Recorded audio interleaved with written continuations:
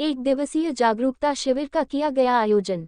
उपमंडल पधर के ग्राम पंचायत सियुन में अनुसूचित जाति जनजाति अत्याचार निवारण अधिनियम 1989 के अंतर्गत सामाजिक न्याय एवं अधिकारिता विभाग के सौजन्य से एक दिवसीय जागरूकता शिविर का आयोजन किया गया। जागरूकता शिविर में तहसील कल्याण अधिकारी पधर सरला शर्मा ने सामाजिक न्याय एवं अधिकारिता विभाग हिमाचल प्रदेश द्वारा अनुसूचित जातियों जनजातियों अन्य पिछड़ा वर्गों और शारीरिक रूप से विकलांगों तथा वृद्धों हेतु चलाई जा रही प्रदेश सरकार के द्वारा विभिन्न योजनाओं की विस्तृत जानकारी दी तथा उपस्थित सभी लोगों से अपील की कि इन योजनाओं की जानकारी जन जन तक पहुंचाए ताकि कोई भी पात्र व्यक्ति इन योजनाओं के अंतर्गत लाभ लेने से वंचित न रहे।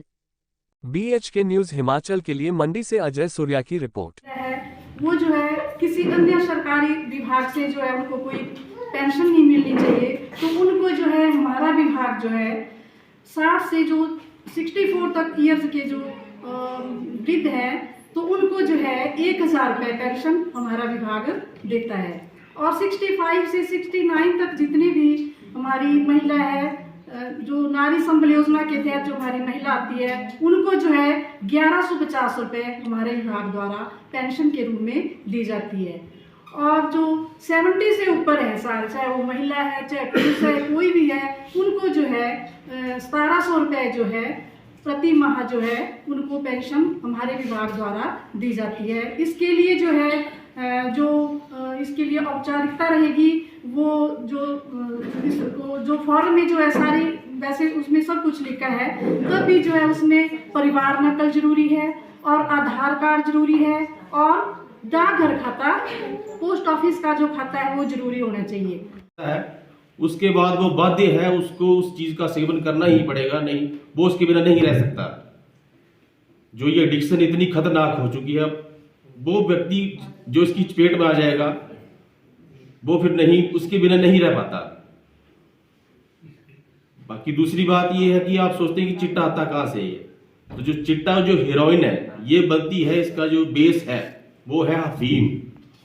और यहाँ के जो एरिया है इसमें केस भी रजिस्टर हो रहे हैं, अफीम इस चिट्टे का बेस है। तो सुधार वैली हो गई, रोपा वैली हो गई, काफी लोगों को पता है, केस रजिस्टर हो रहे हैं।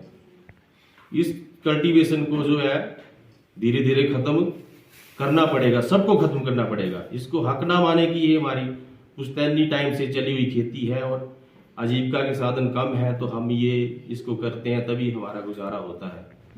आप तो गुजारा कर लेते हैं, लेकिन जब जिसका बच्चा बर्बाद होता है उसके पास कुछ नहीं बचता है। उसमें जो है कोई जैसे समाज होगा तो समाज में अपराध भी होंगे, ये मतलब शुरू से ही चला हुआ है सिस्टम। तो जब उस टाइम था भारतीय दंड संहिता, उसके अनुसार जो है जाति के आधारित पर भेदभाव के लिए कोई उसमें कोई प्रावधान नहीं था। कानून तो बना हुआ था, न्यायालय थे, सब कुछ था, लेकिन इसकी जरूरत क्यों पड़ी? क्योंकि जाति के आधार पर जब कोई भेदभाव करेगा उसके लिए जो भारतीय दंड संहिता में कोई प्रावधान नहीं था, तो उसके लिए ये स्पेशल एक्ट लाया गया। इस एक्ट का नाम है अनुसूचित जाति एवं अनुसूचित जनजाति अत्याचार निवारण अधिनियम। ये वर्ष 1989 में लागू हुआ। इस एक्ट का विस्तार जो है पूरे भारतवर्ष में है, पहले जम्मू कश्मीर में नहीं होता था, अब जो है वहां पर भी ये लागू हो चुका है। तो इस एक्ट के बारे में ये है कि कोई ऐसा व्यक्ति जो अनुसूचित जाति या अनुसूचित जनजाति का सदस्य नहीं है, वो किसी अनुसूचित जाति या अनुसूचित जनजाति के सदस्य के साथ व्यवहार करता है। वो व्यवहार क्या है कि अनुसूचित जाति या जनजाति के किसी सदस्य को कोई घृणाजनक पदार्थ या अखाद्य पदार्थ खाने के लिए मजबूर करता है। ये जो इस एक्ट की जो है परिभाषा की कौन कौन से जो कार्य है इस एक्ट के अधीन जो है उसमें जो है सजा होगी। दूसरा आता है कि उसके परिसर में, मतलब किसी भी अनुसूचित जनजाति के सदस्य परिसर में कोई किसी प्रकार का कूड़ा करकट पशु सब या कोई अन्य घृणाजनक पदार्थ इकट्ठा करके उसे क्षति पहुंचाने या अपमानित करने का आशय से वहां पर फेंकता है।